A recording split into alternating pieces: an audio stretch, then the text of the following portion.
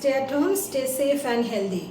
I'm starting with the electrostatic unit. The first chapter is electric charges and fields. So you know what are the electric charges, how many types of charges are there, and what is their origin.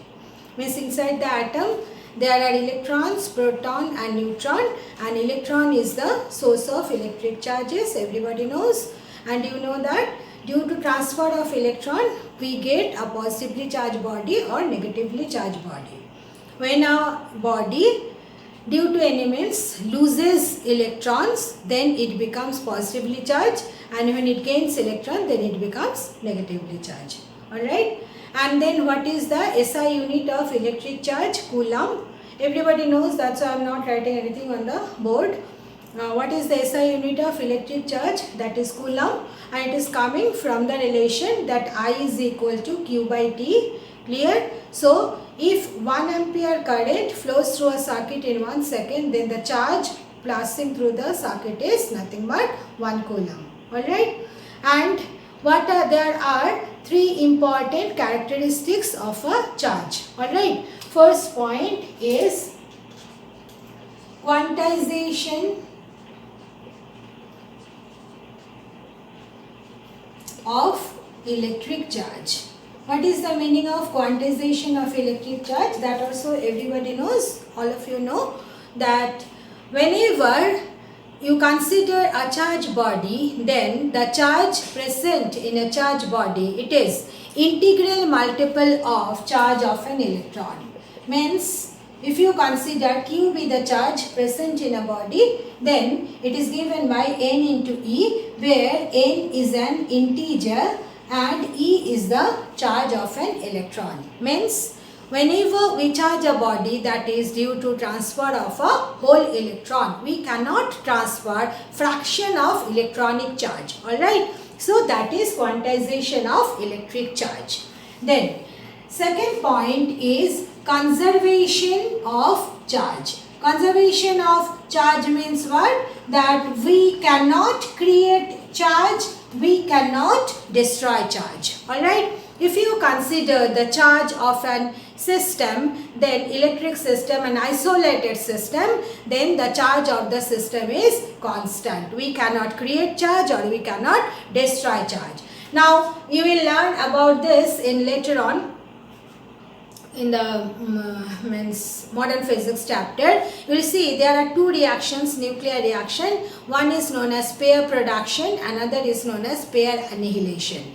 So now in the pair production, what happens? From a gamma ray photon you get one electron and one positron. Alright, one electron, E plus is positron. Positron is antiparticle of electron. So here you see, if you consider the right side here, the charge of positron and charge of electron, they are equal in magnitude but opposite in nature. Positron is having positive charge and electron is having negative charge. So you see what is the total charge? 0. And you see gamma ray photon. Photon is electrically neutral, isn't it? So you see, if you consider this side, left side of the equation, then it has 0 charge. So you see the charge is conserved. Means you cannot create charge or you cannot destroy charge. From this reaction, don't have the misconcept that you are creating charge. No, we are not creating charge. Is that clear?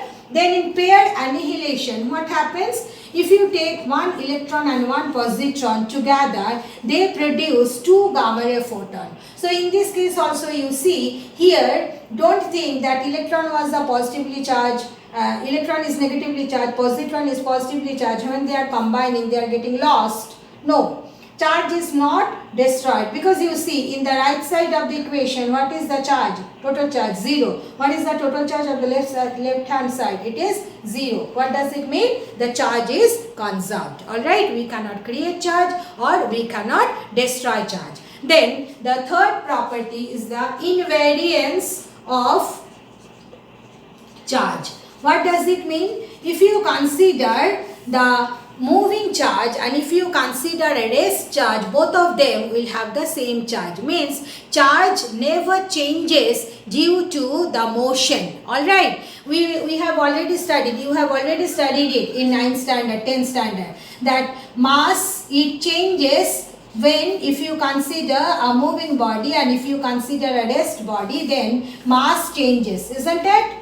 This is known as Einstein's theory of relativity. So you see, mass changes due to velocity. Clear? So mass is variant, but if you consider charge, charge is invariant. Means if you consider a charge at rest, if you consider a charge in motion, never the amount of charge will change due to the velocity of the charge. Now everybody knows that charges, they attract each other or repel each other by a force. So how much force they apply, we can get it from Coulomb's law.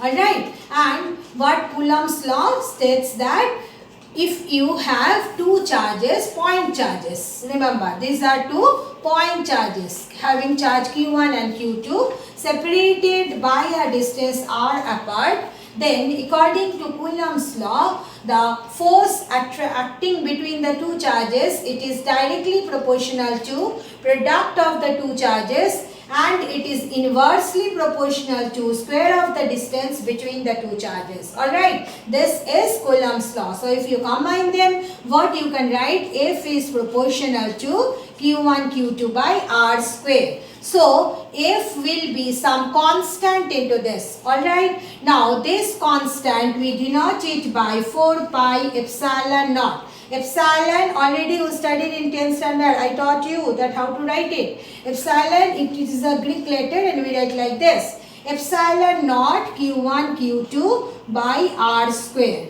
What is epsilon naught? Epsilon naught is a constant. It depends on the intervening medium. It means the medium within which the charges are kept. Alright. Here you see I have written epsilon naught, means between the two charges who is there? Air is there or vacuum is there. Means if the charges are kept in air or vacuum, then the constant we write it as epsilon naught, 1 by 4 pi epsilon naught. Epsilon naught is known as electric permittivity. Okay, PER, M-I-T-T-I-V-I-T-Y, electric permittivity of free space. Clear? Now, if instead of air, if you keep the two charges in some other medium, alright, suppose you have kept the two charges in water, in that case what will happen, the expression will become 1 by 4 pi epsilon naught Q1 Q2 divided by R square. Is that clear? So here you see this electric permittivity, it depends on the nature of the intervening medium. If it is air or vacuum, then we denote it by epsilon naught, and if it is any other medium, then we denote it by epsilon. This is known as absolute electric permittivity of not for free space and for any medium.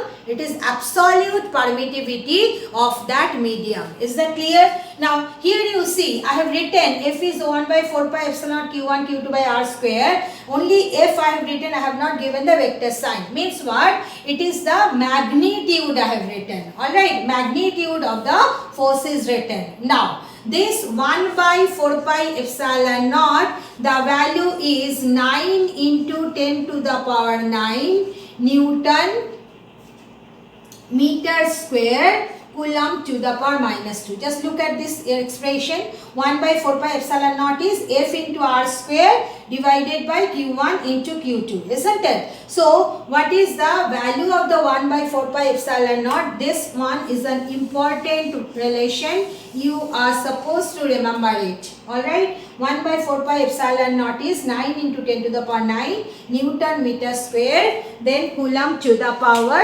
minus 2.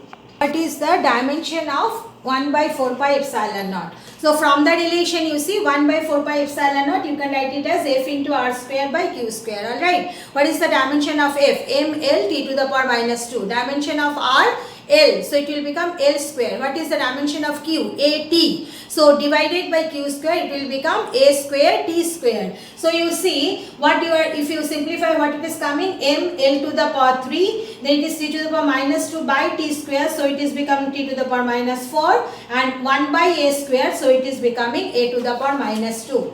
Alright, so this is the one you have to remember for the purpose of board exam. Is that clear? Now, what is the value of epsilon naught? This value generally we do not remember it, but you must know it. What is the value of the electric permittivity of free space? 8.85 into 10 to the power minus 12 c square, then n to the power minus 1 m to the power minus 2. And what will be the dimension of epsilon naught? Just you see, dimension of 1 by 4 pi epsilon naught. 4 pi has no dimension. Means dimension of 1 by epsilon naught is this. So what will be the dimension of epsilon naught? Reverse of this, reciprocal of this, isn't it? So you see what it is becoming? M to the power minus 1, L to the power minus 3, T to the power 4 and A square. Is that clear? But dimension of epsilon naught, it is important topic for your board exam. So you must mark it, learn it and remember it. Is that clear?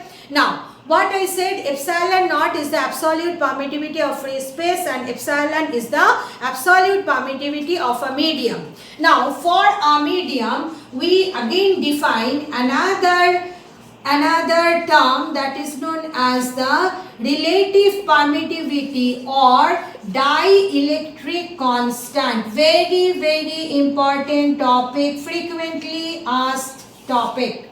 Okay, relative permittivity or dielectric constant of a medium.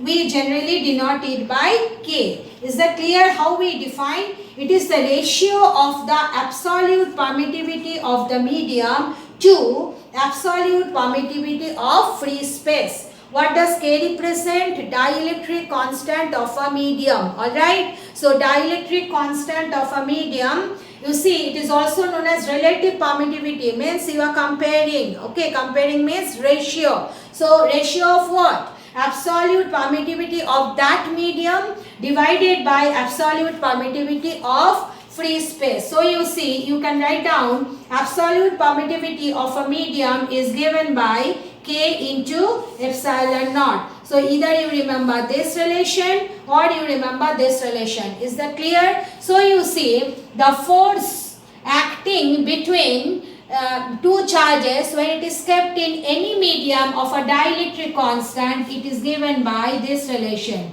We know that according to Coulomb's law, what was the force when the two charges are kept in any medium? It is given by F is equal to 1 by 4 pi epsilon naught Q1 Q2 by R square, isn't it? Now you see, epsilon naught, one can write it as K into epsilon naught. Epsilon, you can write it as K into epsilon naught. So you see, what are you getting from this relation? That you can write it like this, that F is equal to 1 by K into 1 by 4 pi epsilon naught Q1 Q2 by R square, means it is 1 by K into F naught. Is that clear? So this is the important formula. And you can get conceptual question as well as short numericals also on this one. That force acting between two charges kept in any medium of dielectric constant K is given by the force acting between the two charges in air or vacuum divided by the dielectric constant of that particular medium. So you see, when I have written Coulomb's law, then I wrote it as F is equal to 1 by 4 pi epsilon naught Q1 Q2 by R square. Is that clear? Now you see, when you want to write it vector form, then you have to consider one particular charge. Is that clear? So you see, if I write F12, what does that mean?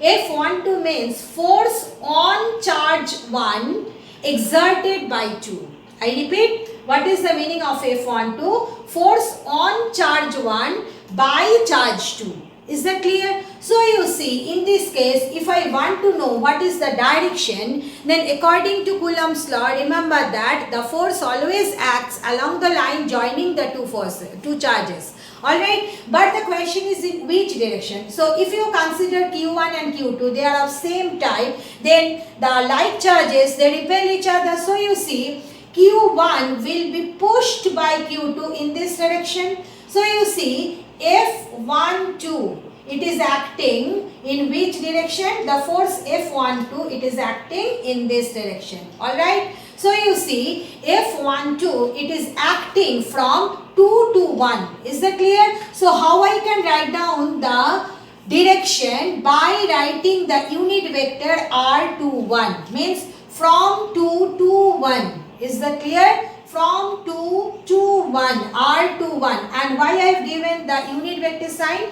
Because if it is unit vector, then magnitude will be 1, and if you multiply this with the unit vector, it will not change the magnitude of the force, but it will help you to find out what is the direction of the force. Okay. So you see, in similarly, how you can write F21? F21 will be 1 by 4 pi epsilon naught Q1 Q2 by R square. Now what is the force acting on 2 by 1?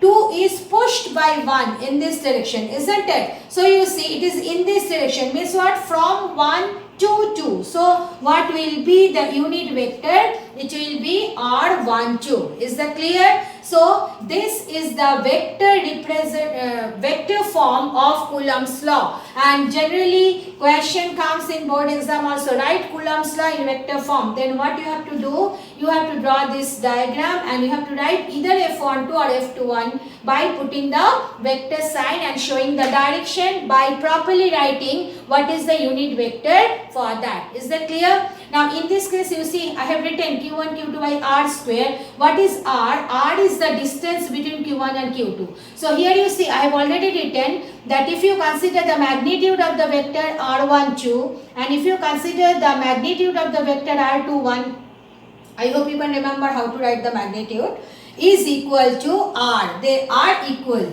So this is the way you can write down Coulomb's law in vector form. Alright. Now this Coulomb's law is very important in our day-to-day life, because in our day-to-day life all the forces we are experiencing, some of the forces are electrical by nature. Is that clear? So if you want to find out what are the electrostatic forces acting between the two charges, then you have to apply the Coulomb's law. Alright. Now if you compare now, Coulomb's law means the electrostatic force and gravitational force. Alright. What are the similarities and what are the dissimilarities between, means differences between electrostatic force and gravitational force? What are the similarities between electrostatic force and gravitational force?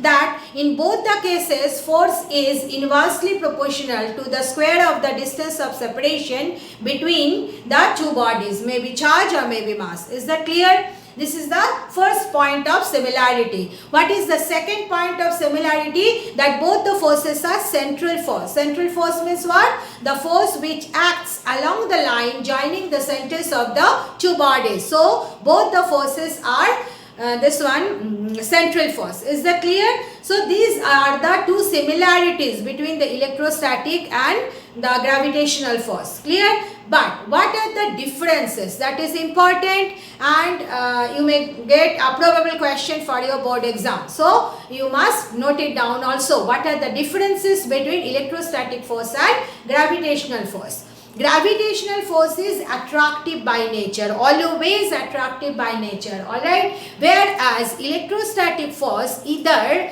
it may be attractive or it may be repulsive. You know that like charges repel each other, unlike charges attract each other. Is that clear? Then second point of difference. In case of gravitational force, I hope you can remember the expression for the gravitational force. This constant of proportionality, it is universal gravitational constant which does not depend on the medium where the masses are kept, isn't it? This is universal gravitational constant. It is always constant. But in case of electrostatic force, what is the constant we have written? 1 by 4 pi epsilon naught. And as I already mentioned, that if you change the medium, if you keep it in any other medium instead of free space or vacuum, the constant will become 1 by 4 pi epsilon naught. Is that clear? So you see the constant of proportionality, it depends on the intervening medium. So these are the two differences between the electrostatic force and gravitation.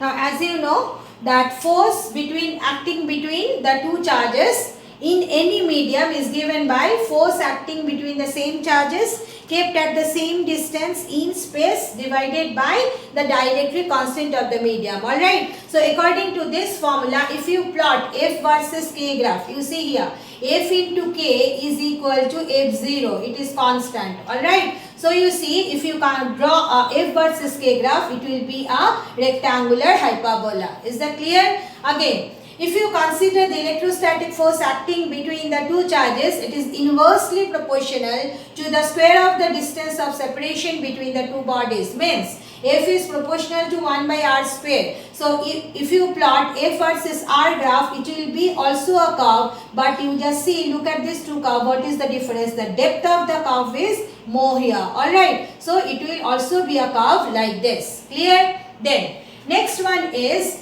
RK is the equivalent distance in any medium. Just consider this example. Suppose you have kept two charges Q1 and Q2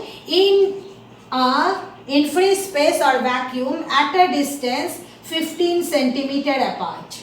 Is that clear? And let us consider the force acting between the two charges. Suppose it is 50 Newton. Clear? Now what you are doing, you are keeping the same two charges in a medium of dielectric constant, suppose it is 9, then at which distance you must keep the two charges so that force remains the same. Alright, RK is the distance at which you will keep the same two charges so that the force remains the same. So what is the relation? It is R naught by root K. So here you see, what was the R naught? 15 divided by root K means 9. So it is 15 by 3 means 5 centimeter.